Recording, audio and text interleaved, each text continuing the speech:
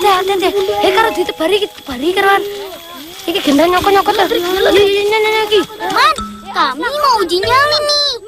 Mau menangkap penghuni pohon ini. Shh, jangan berisik ya. Penghuninya galak-galak. Bisa digigit kalian nanti.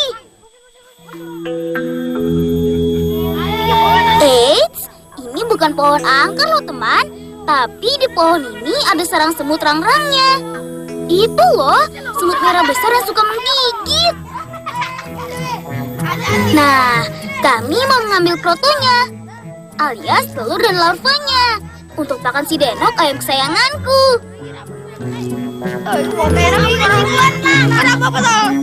Semut pengayam ini sangat takut dengan abu merang, teman. Karena abu ini merupakan pestisida alami. Oh iya teman, pestisida itu zat beracun yang ditakuti oleh hama pengganggu, seperti ulat, tikus, dan serangga.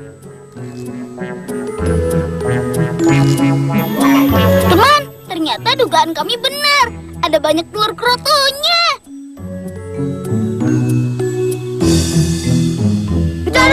Tapi kami juga harus waspada nih. Semut penjaga akan menyerang si pengganggu sarangnya. Makanya semut rang-rang juga bisa melindungi tanaman dari serangan ulat dan hama lainnya.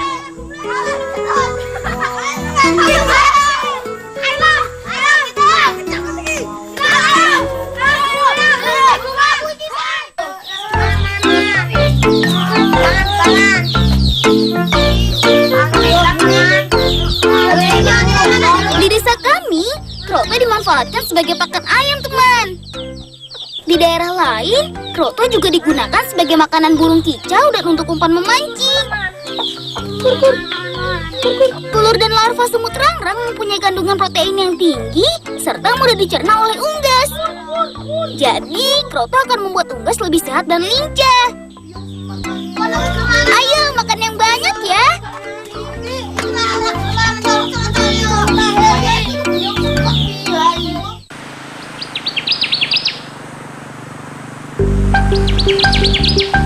Teman, aku tinggal di Desa Contoh, Kecamatan Bulukerto, Kabupaten Wonogiri. Di sini sangat indah dan sejuk, teman, karena dikelilingi bukit, lembah, dan berdekatan dengan Gunung Lawu. Kami juga dikaruniai tanah yang subur. Makanya, sebagian besar penduduknya bertani dan berkebun. Dipane sing ngendi iki, Lang? Sing ndoriko, atur Lang. Kalian ndoriku. Oh iya. Siang ini, aku mengajak teman-teman ke kebun Pak Le di atas bukit untuk mengambil loro setu alias akar wangi. Sing ndi to, Lang? Tanaman asal India ini dimanfaatkan akarnya sebagai pewangi alami. Akar wangi biasa disimpan di lemari pakaian sebagai pengharum dan pengusir ngangat atau serangga. Di Jawa, benda ini juga sering disimpan untuk menemani barang-barang pusaka, seperti kain batik dan keris.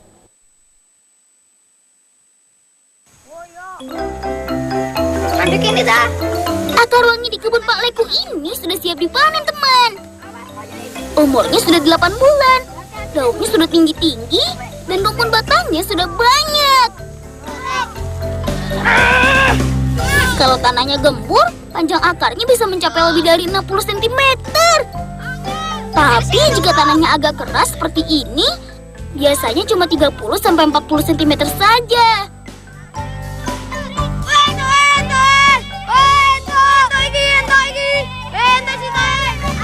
Mencabut pohon akar wangi juga ada tekniknya, teman. Jika tidak tahu caranya, kita bisa ngos-ngosan kehabisan tenaga. Gini nih caranya. Pegang rumput batangnya, lalu tarik dengan posisi miring supaya akarnya mudah dicabut. Cepet. Tunggu, Cok. Ayo.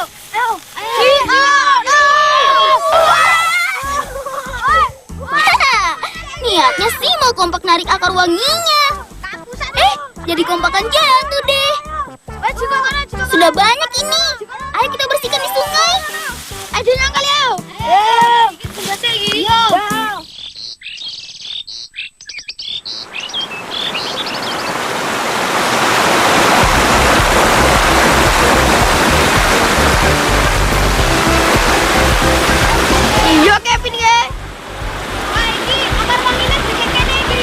Sungai desaku bagus kan teman? Airnya masih jernih dan dingin. Biasanya kami memanfaatkannya untuk mencuci hasil kebun.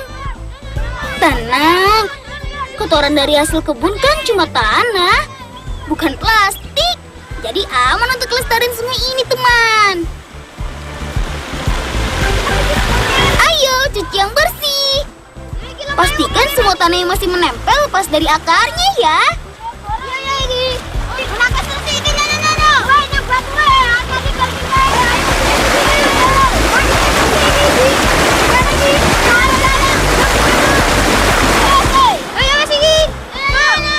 Sip, sudah bersih. Ayo kita bawa ke rumah Pak Le.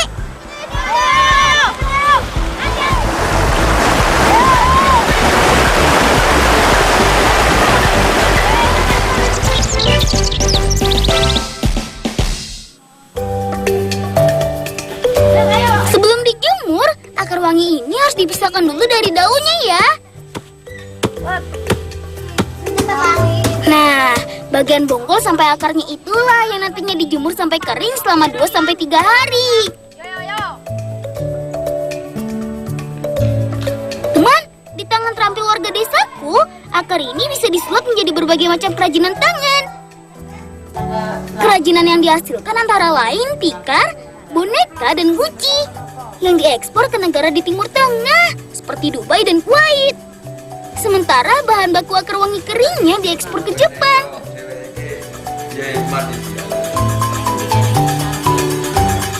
Oh, jadi 2 air lagi. Timur. Wah, itu Toto iki ngomongnya balik sih ya. Oh ya. Aku tak nonton iki. Wah, iki si Oka sing dodo iki. Balik ayat leres tune sampean kula bundut enten tegel kali rencang-rencang. Gawane mantuk. Sampun. Iya, Kak.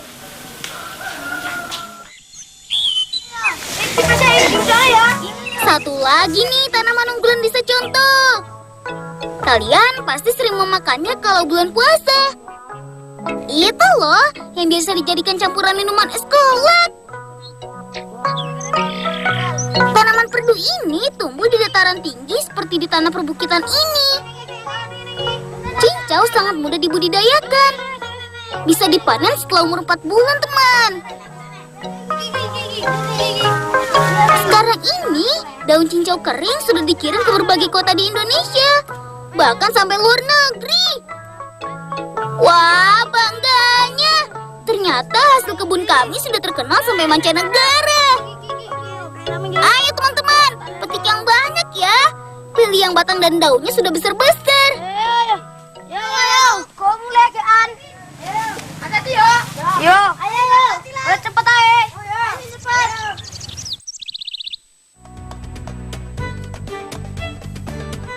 Wah, wis gede iki. Iya, wis gede iki. Aja masih mati yo. Iya. Iki lho, janggilane wis iki. Oh iya, telepon. Kaki cilik dari desa contoh siap beraksi nih. Ha!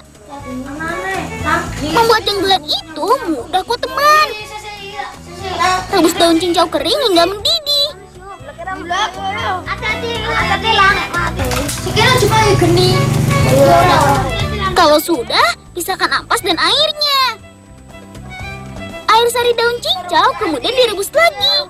Lalu dicampur dengan tepung kanji. Setelah tercampur, tuang ke dalam cetakan.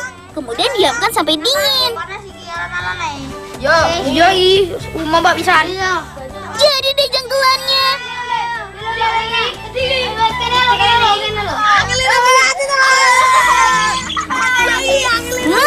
Nyam-nyam-nyam. Rasanya juara. Apalagi sudah dikasih sedikit gula pasir. Manis dan segar. Teman, janggelan ini sangat bermanfaat bagi tubuh kita. Kandungan seratnya yang tinggi bisa meredakan panas dalam dan memperlancar sisa buang air besar. Cocok juga untuk yang lagi diet atau mengurangi berat badan.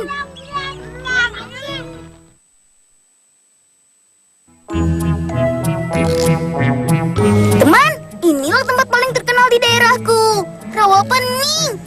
Danau air tawar yang diapit oleh gunung dan bukit. yaitu Gunung Merbabu di sebelah selatan, Gunung Ungaran di sebelah barat, dan Bukit Lomoyo.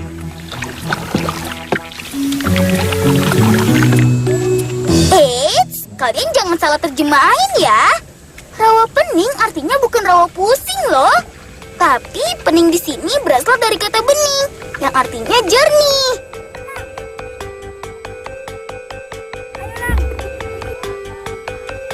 Kalian sudah pernah lihat belum nangkap ikan pakai tirai bambu? Teknik ini namanya mede. Nelayan mede bekerja sama dalam kelompok kecil. Jumlahnya sekitar 5-7 orang. Langkah pertama, kita harus menentukan lokasi mana yang banyak ikannya. Biasanya dipilih tempat yang tidak terlalu dalam dan ada kumpulan eceng gondoknya. Karena ikan suka sekali berteduh dan mencari makanan di bawah eceng gondok, teman. Kemudian tirai mulai diturunkan dari perahu dan direntangkan.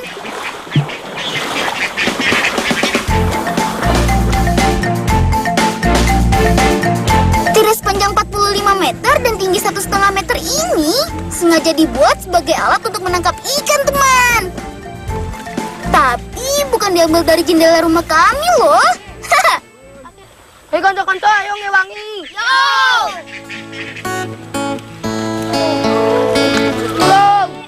Sebagian bertugas memagari lokasi itu dengan tirai bambu, sedangkan yang lainnya menggiring ikan supaya berkumpul di tengah. Ayo semangat kanca-kanca. Yo. Setelah lokasi berhasil dipagari, kita harus mengeluarkan eceng gondoknya dari dalam lingkaran tirai.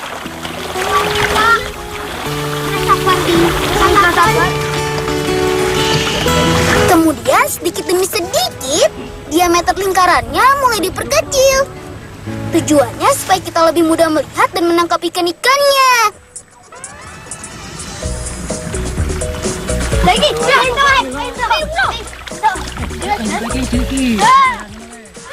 Paman curang, pantesan dapat banyak. Nangkapnya pakai jaring sih.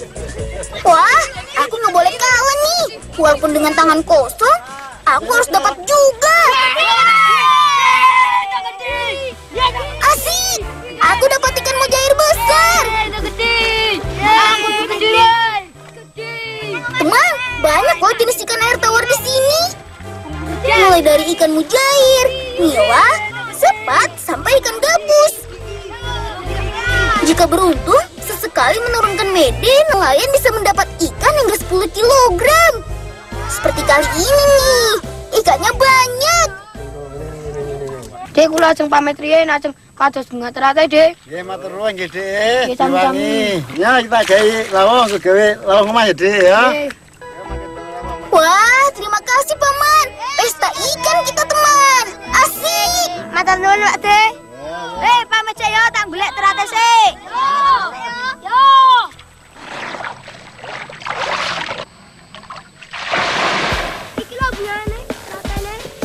Teman, selain eceng gondok, ada satu lagi tanaman yang bisa kita manfaatkan di rawa pening ini. Kalian pasti sudah mengenalnya. Ya, bunga teratai. Tanaman yang hidup di air tenang ini tumbuh liar di setiap sudut rawa. Pada musim bunga, rawa ini akan terlihat indah sekali, teman. Dengan hamparan warna putih mengapung di permukaan. Cilik teratai nih. Paling gede. Seperti eceng gondok, tumbuhan ini hidupnya juga bergerombol. Namun pertumbuhannya lebih lambat. Nak gede-gede. Lang, ini cilik-cilik lang. Yo. Sepertinya di sini tidak ada teratai yang kami maksud. Ayo kita cari lagi, sobat. Oh iya, teman. Tidak sembarang teratai kami ambil. Hanya ukuran batangnya yang besar saja pilihan kami.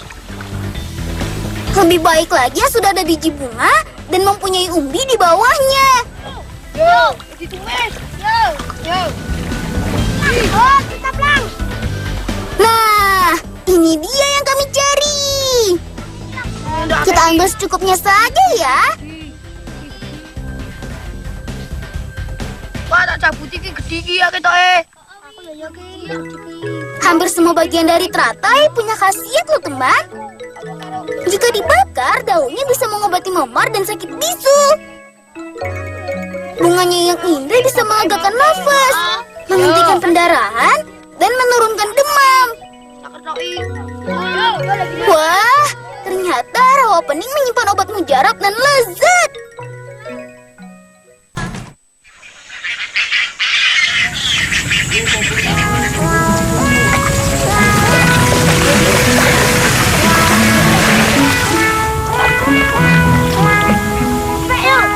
Eceng gondok dianggap sebagai gulma atau tanaman pengganggu. Tapi sebenarnya tanaman yang hidupnya mengapung di air ini mempunyai banyak manfaat loh. Tanaman ini bisa mengikat kandungan logam berat seperti besi, seng, tembaga, dan raksa yang mencemari air. Namun karena kecepatan tumbuhnya yang sangat tinggi, tanaman ini bisa merusak lingkungan perairan, seperti menyebabkan pendangkalan danau dan mempercepat hilangnya air di rawa ini. Kita bebas mengambil eceng gondok sebanyak-banyaknya loh teman. Semakin banyak semakin bagus, karena akan membantu mengurangi jumlahnya. Lang, iki eceng gondok es kebagi lang. Pas bali weo. Ya wes kena difermentasi ki. Ge pakan wedhos. Yo. Ya lang yo. Yo. Saya ini. Ya guys, ini. Yo. Yo pena iki. Gundul pacol-col kembelengan. Nyunggi wakul-kul kembelengan. Wakul lempang sekali tadi salah. Tunggu sore ketika lombok.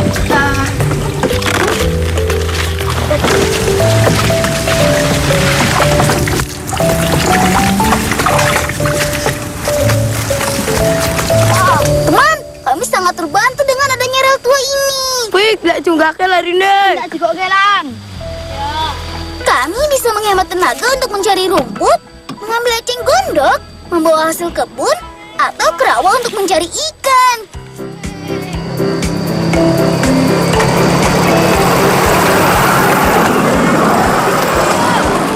Cepat coy, ya terus yo. Selamat diserang layar. Waktu berangkat lebih banyak turunannya teman. Jadi kita bisa asik meluncur. Ayo makan wedhus ki.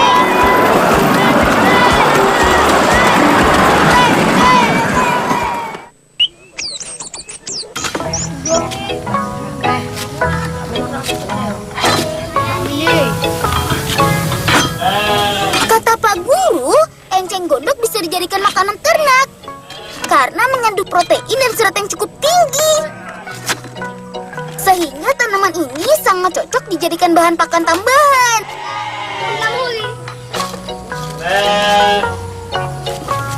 Tapi tanaman eceng gondok ini tidak bisa langsung diberikan ke kambing-kambingku teman. Karena kadar air yang tinggi, teksturnya yang halus, dan kandungan protein yang tinggi membuatnya sulit dicerna secara langsung. Jadi kita harus mengolahnya terlebih dahulu. Setelah batang daun dan eceng gondok dipotong-potong, kita campurkan dedak yang sudah difermentasi. Tujuan dari fermentasi itu adalah untuk mengurangi kadar seratnya dan mempermudah proses pencernaan. Ayo campur yang rata ya kawan. Besok pakai ikut tisu. Yo.